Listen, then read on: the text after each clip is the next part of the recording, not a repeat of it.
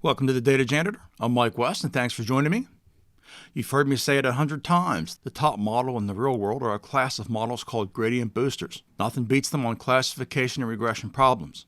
If you know what you're doing and you work in the real world on structured data problems, you're using gradient boosters. That's great if you work in the real world and know what you're doing.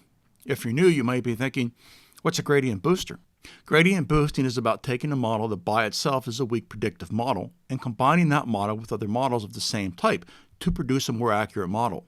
The idea is to compute a sequence of simple decision trees, where each successive tree is built on the prediction residuals of the preceding tree. All right, that sounded a little technical. Let's break that down. A gradient booster combines several models. On all the gradient boosters I know about, they use a decision tree as the weak learner. A weak learner here is a model. They call that model a weak learner because the accuracy of that decision tree isn't that good. Check out the example on screen. A weak learner, in our case, is a decision tree. It's trained on the data set. On the model's first iteration, the weak learner makes a prediction. However, its accuracy isn't that good. That's the very definition of a weak learner.